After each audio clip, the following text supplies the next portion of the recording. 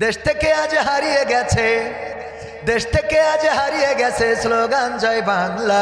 সবার মুখে রব উঠেছে জিতবে দাড়ি পাল্লা, সবার মুখে রব উঠেছে জিতবে দাড়ি পাল্লা, সবার মুখে রব উঠেছে জিতবে দাড়ি পাল্লা। দেশ থেকে আজ হারিয়ে গেছে, দেশ থেকে আজ হারিয়ে গেছে স্লোগান জয় বাংলা। সবার মুখে রব উঠেছে জিতবে দাড়ি পাল্লা, সবার মুখে রব উঠেছে জিতবে দাড়ি পাল্লা, সবার মুখে রব উঠেছে জিতবে দাড়ি পাল্লা। মার্কা কি আছে? কোন সে মার্কা? সবাই বলে তালে তালে জিতেই যাবে ইনশাল্লাহ। সবাই বলে একই সাথে বাঘার পাড়ায় যশোর চারে গোলাম রসুলের জিতবে জানি ইনশাল্লাহ। নতুন করে কিনবে না কেউ চেতনার তাবিজ, এসব কথা বলবে যারা আল্লাহ হাফিজ, তাদের আল্লাহ হাফিজ। নতুন করে কিনবে না কেউ চেতনার তাবিজ, এসব কথা বলবে যারা আল্লাহ হাফিজ, তাদের আল্লাহ হাফিজ। ভোট দিতে আজ জোট বেঁধেছে, ভোট দিতে জোট বেঁধেছে মুঠে মাঝি মাল্লা। সবার মুখে রব উঠেছে জিতবে দাড়ি পাল্লা, সবার মুখে রব উঠেছে জিতবে দাড়ি পাল্লা, সবার মুখে রব উঠেছে জিতবে দাড়ি পাল্লা। দেশ থেকে আজ হারিয়ে গেছে, দেশ থেকে আজ হারিয়ে গেছে স্লোগান জয় বাংলা।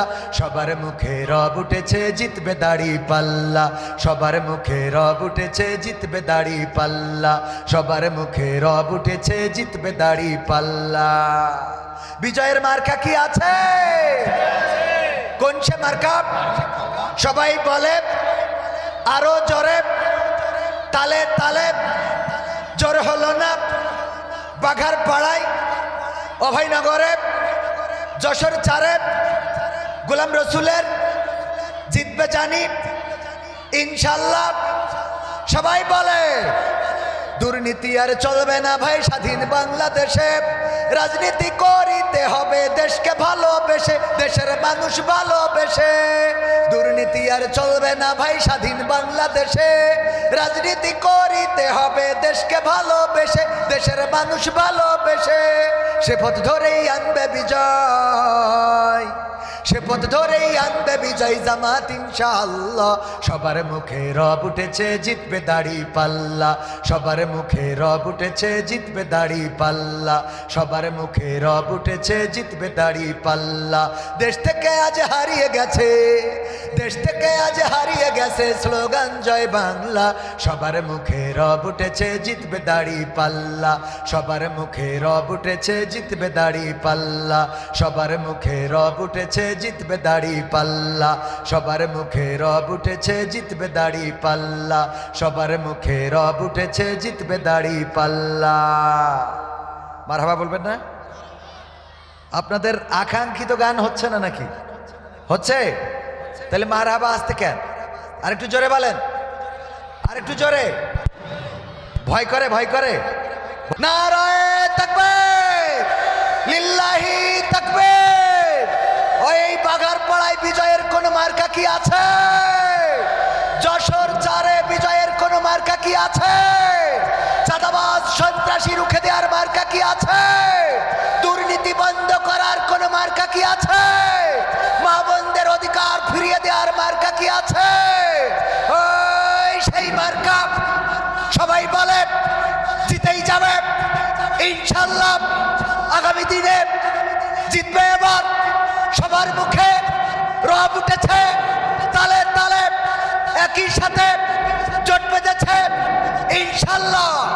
নারায়ে তাকবীর, লিল্লাহে তাকবীর।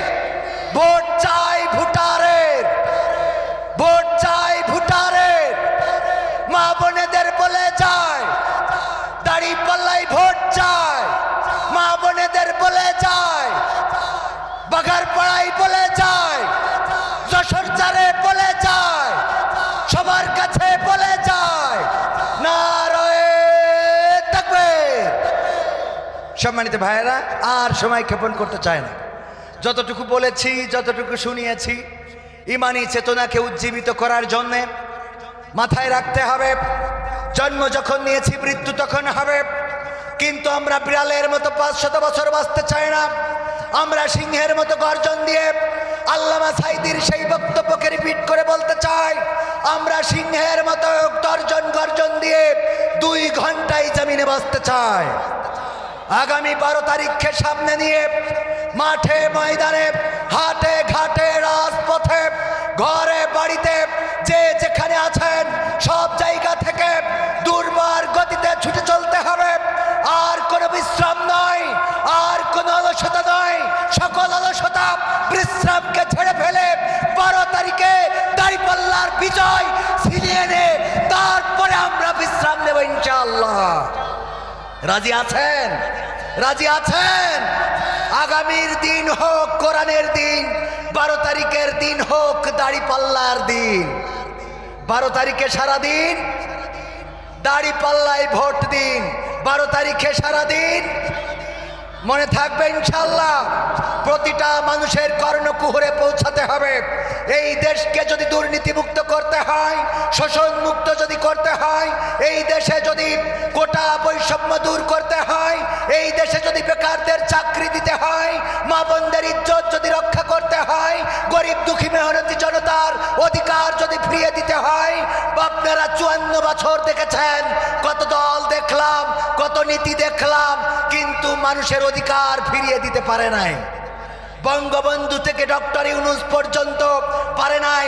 এবার অন্তত একবার আপনাদের পায়ে ধরে বলি, বাংলাদেশে দাঁড়িপাল্লার প্রতীক এবং 11 দলীয় জোটকে ভোট দিয়ে আপনারা অন্তত টেস্ট স্বরূপ প্রমাণ করেন, যদি একবার ক্ষমতায় দিতে পারেন, আগামীতে আপনাদের কাছে ভোট চাওয়া লাগবে না, বরং আপনারাই জিজ্ঞাসা করবেন ভোট কবে।